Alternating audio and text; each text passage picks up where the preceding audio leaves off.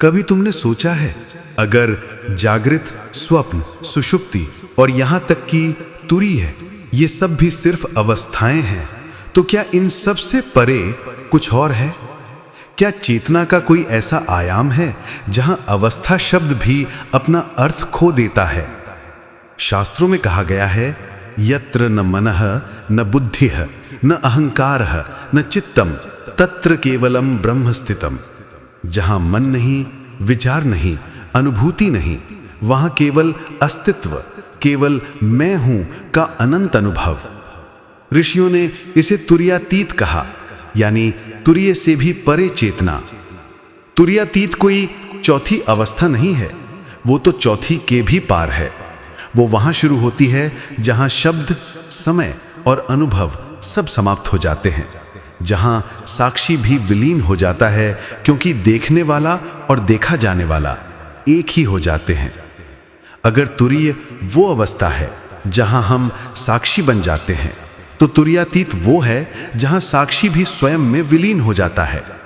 इस वीडियो में हम इसी रहस्य को खोलेंगे, वो अवस्था जहां चेतना स्वयं को ही अनुभव करती है, जहां ब्रह्म और आत्मा का भेद मिट जाता है और जहां साधक ज्ञान नहीं पाता बल्कि स्वयं ज्ञान स्वरूप बन जाता है।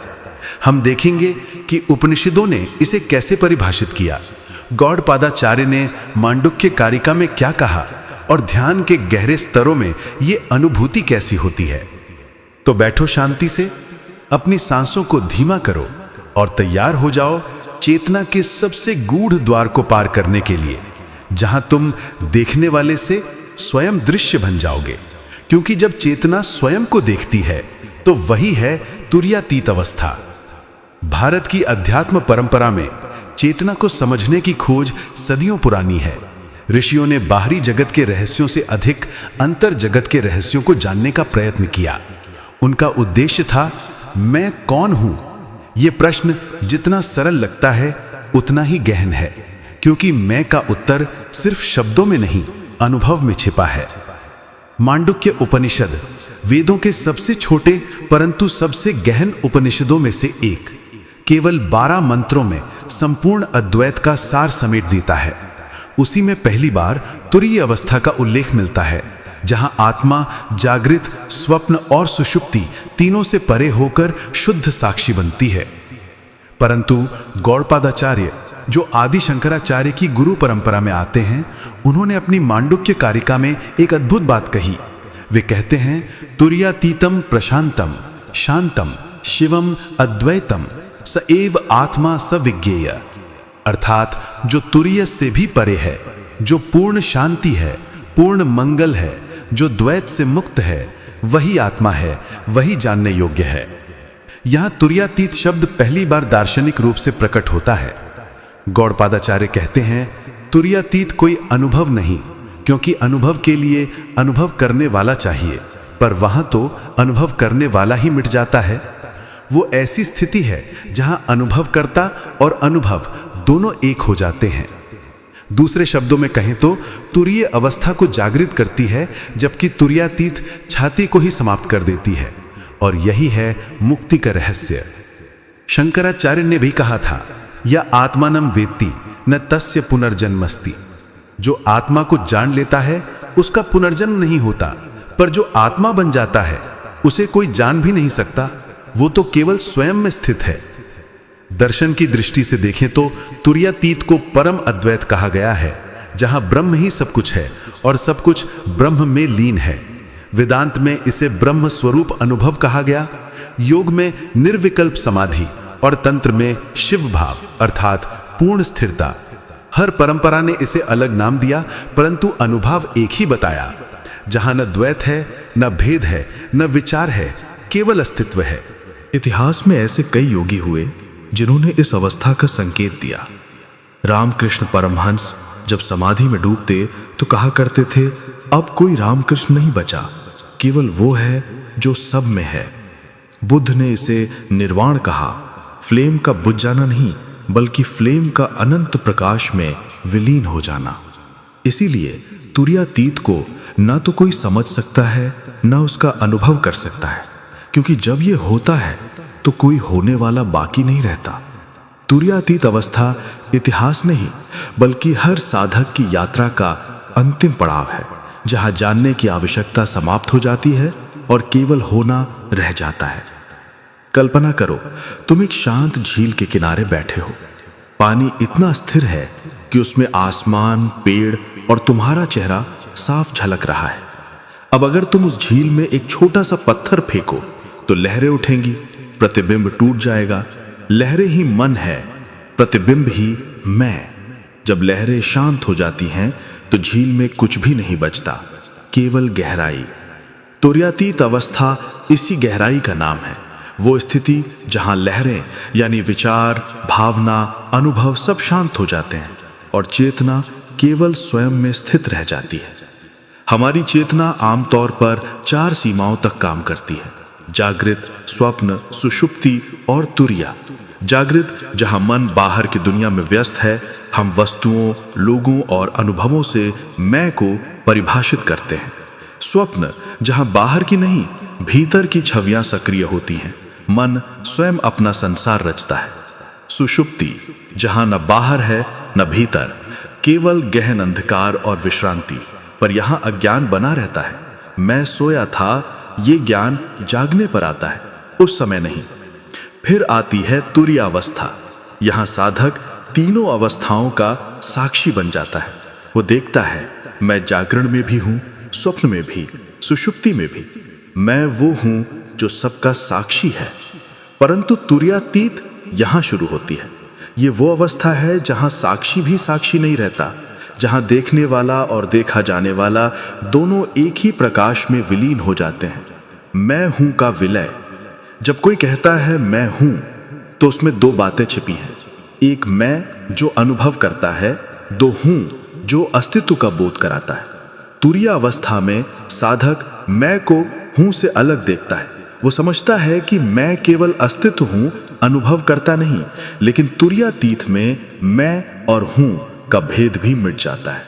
अब कोई मैं नहीं बचता जो कह सके मैं हूं, केवल शुद्ध हूं रह जाता है।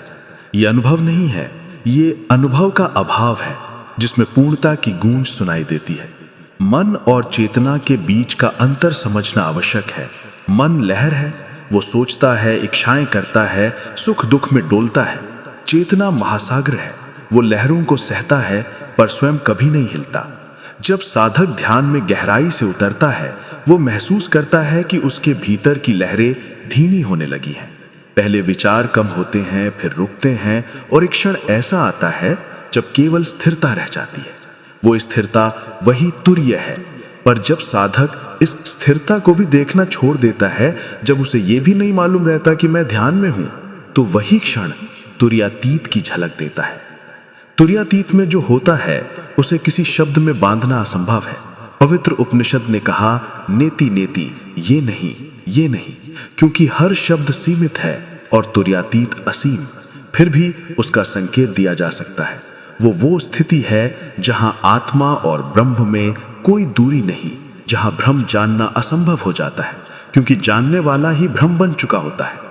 ये यात्रा किसी बाहर की ओर नहीं बल्कि भीतर की ओर है। अपने ही अस्तित्व की गहराई में उतरना, जब तक कि कोई उतरने वाला भी न बचे। और जब ये होता है तो साधक जानता है कि वो कभी साधक था ही नहीं। जब हम कहते हैं साक्षी भाव, तो हम चेतना की उच्च अवस्था की बात करते हैं। साधक जब अपने विचारों, भावनाओं और अनुभवों का साक्षी बन जाता है, तो वह तुरी अवस्था में प्रवेश करता है। वह जानता है कि मैं मन नहीं हूं, मैं विचार नहीं हूं, मैं यह शरीर नहीं हूं। परंतु तुर्यातीत में यह साक्षी भाव भी समाप्त हो जाता है, क्योंकि जहां तक साक्षी है वहां कुछ देखने का विचार अभी है, और देखने का अर्थ है सूक्ष्म द्वैत का अस्तित्व। तुर्यातीत में यह द्वैत मिट जाता है। यहां केवल अद्वैत है, न देखना न देखा जाना, केवल होना। कल्पना करो, तुम एक दीपक के सामने बैठे हो। दीपक का प्रकाश कमरे की हर वस्तु को दिखा रहा है। यह प्रकाश ही साक्षी है। अब सोचो, अगर सब वस्तुएं गायब हो जाएं, केवल प्रकाश ही रह जाए, तो क्या वो अब भी देख रहा है? नहीं, क्योंकि अब देखने को कुछ नहीं, फिर भी प्रकाश है। अपने आप में स्थित। तुर्यातीत इसी अवस्था का नाम है जहां साक्षी केवल साक्षित्व में लीन हो जाता है, किसी को देखने की आवश्यकता नहीं रहती। यह प्योर अवेयरनेस नहीं बल्कि अवेयरनेस बियॉन्ड अवेयरनेस है, जहां कोई रेफरेंस पॉइंट नहीं बचता। शून्यता नहीं, पूर्णता। अक्सर लोग सोचते हैं तुर्यातीत मतलब शून्य हो जाना, परंतु यह गलतफहमी है। यह शून्यता नहीं बल्कि पूर्णता है। बुद्ध ने जब कहा निर्वाण, तो उसका अर्थ बुझना नहीं था, बल्कि फ्लेम का अनंत प्रकाश में विलीन हो जाना था। जैसे सूर्य की किरण जब सूर्य में लौटती है तो वह मिटती नहीं, वह अनंत हो जाती है। उसी तरह तुर्यातीत में चेतना मिटती नहीं, वह अपनी सीमाओं से मुक्त होकर ब्रह्म स्वरूप हो जाती है, सर्वव्यापक, सर्वत्र, सर्वदा। तुर्यातीत में प्रवेश का सबसे बड़ा अवरोध है मन की सूक्ष्म क्रिया।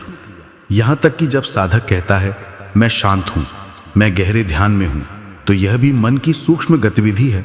जब यह भी रुक जाती है, जब कोई नाम, कोई रूप, कोई विचार नहीं बचता, तो चेतना स्वयं अपने स्रोत में लौट जाती है। यही वह क्षण है जिसे योग में निर्विकल्प समाधि, तंत्र में शिव भाव और वेदांत में तुर्यातीत कहा गया है। यहां कोई आराधना नहीं, कोई प्रयास नहीं, क्योंकि प्रयास का अर्थ है कुछ पाने की चाह, और तुर्यातीत में तो पाने वाला भी नहीं बचता। इस अवस्था का वर्णन करते हुए ऋषि अक्सर मौन हो जाते थे, क्योंकि शब्द यहां पहुंच ही नहीं सकते। शब्द हमेशा द्वैत के हैं, किसी के लिए, किसी से, किसी के बारे में। पर तुर्यातीत अद्वैत है, वहां शब्द प्रवेश नहीं कर सकते। तैत्तिरीय उपनिषद कहता है यत्र वाचो निवर्तन्ते अप्राप्य मनसा सह, जहां शब्द और मन दोनों लौट जाते हैं, क्योंकि वहां कुछ कहने या सोचने को शेष नहीं रहता।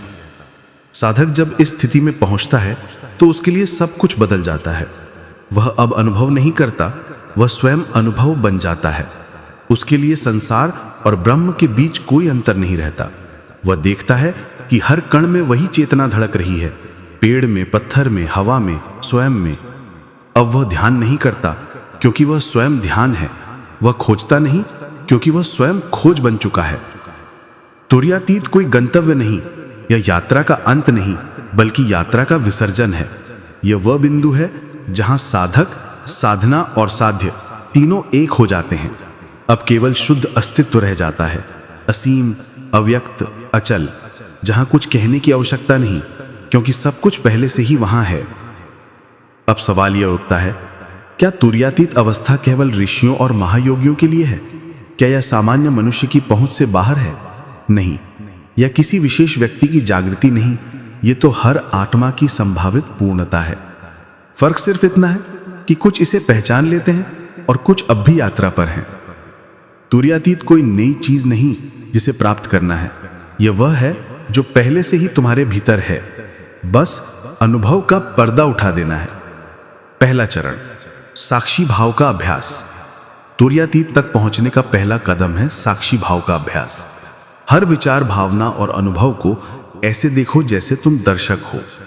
जब मन क्रोधित हो, बस देखो यह क्रोध है। जब मन प्रसन्न हो, देखो यह प्रसन्नता है। धीरे धीरे तुम समझोगे कि तुम इन भावनाओं के बीच नहीं बल्कि इनसे परे हो। यहीं से तुर्य की झलक शुरू होती है। हर दिन कुछ मिनट निकालो, बस बैठो, आंखें बंद करो और देखो कि भीतर क्या चल रहा है। कोई रोक टोक नहीं, कोई निर्णय नहीं, बस साक्षी बनो। दूसरा चरण, मौन की साधना। तुर्यातीत का द्वार मौन से खुलता है, पर यह केवल बोलने का मौन नहीं बल्कि भीतर का मौन है, जहां विचारों की गूंज थम जाती है। दिन में कुछ क्षण ऐसे रखो जब तुम किसी से बात ना करो, कुछ पढ़ो या सुनो भी नहीं, बस अपने अस्तित्व के साथ रहो। धीरे धीरे यह मौन भीतर गहराता जाएगा। यह मौन जब स्थिर हो जाता है तो साधक सहज ही अनुभव करता है कि वह केवल होना है, कुछ करने की आवश्यकता नहीं। तीसरा चरण, आत्मचिंतन, सेल्फ इंक्वायरी। यह मार्ग आत्मविचार का है, जिसे रामन महर्षि ने हु एम आई के रूप में दिया। हर बार जब कोई विचार उठे, बस पूछो यह विचार किसके लिए उठा? उत्तर आएगा मेरे लिए। फिर पूछो मैं कौन हूं? यह प्रश्न कोई बौद्धिक खोज नहीं बल्कि भीतर की दृष्टि को उल्टा मोड़ देना है। जब तुम इस प्रश्न में पूरी तरह डूब जाओगे तो मैं का केंद्र धीरे धीरे मिटने लगेगा और वहीं तुर्यातीत की झलक दिखाई देती है। चौथा चरण, अनासक्ति और समर्पण।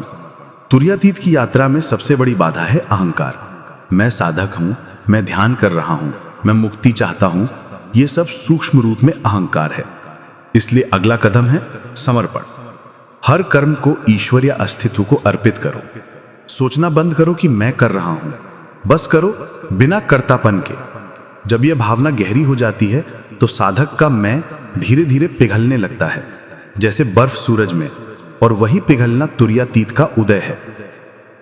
अंतिम संकेत, सहजता। सच्चे साधक के लिए तुर्यातीत कोई गंतव्य नहीं बल्कि स्वाभाविक स्थिति है। यह तब आती है जब तुम किसी भी अवस्था को पकड़ना छोड़ देते हो। न शांति चाहिए, न अनुभव, न जागृति, बस जो है वही स्वीकार कर लो। क्योंकि तुर्यातीत की अवस्था प्रयास से नहीं, सहजता से घटती है। जब प्रयास समाप्त होता है तो वही क्षण अनंत की देहरी बन जाता है। साक्षी भाव से शुरू करो, मौन को पोषित करो और फिर स्वयं को प्रश्न में विसर्जित कर दो, मैं कौन हूं?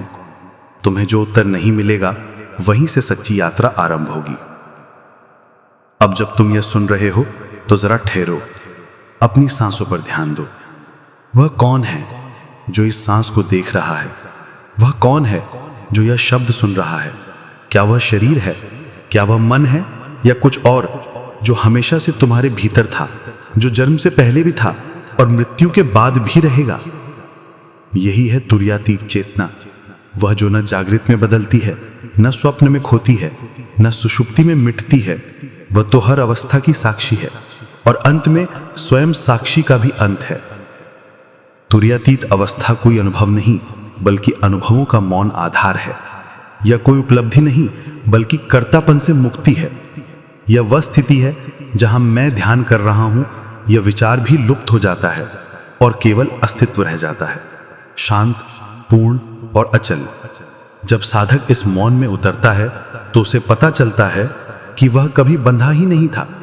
बंधन केवल अज्ञान का था, विचारों का, अनुभवों का, पहचान का। जैसे बादल सूरज को ढक लेते हैं पर सूरज तो हमेशा था, वैसे ही आत्मा हमेशा मुक्त थी, बस मन के बादल हटने की देर थी। तो अब प्रश्न यह नहीं कि तुम तुर्यातीत को कब पाओगे, बल्कि यह कि कब पहचानोगे कि तुम पहले से वही हो। क्योंकि तुर्यातीत कोई गंतव्य नहीं, वह तो अभी इसी क्षण तुम्हारे भीतर स्पंदित है। बस उसे देखो नहीं, हो जाओ। याद रखो, जब साधक, साधना और साध्य तीनों एक हो जाएं, तो वही है तुर्यातीत। जहां खोज समाप्त होती है वहीं से स्वयं की शुरुआत होती है।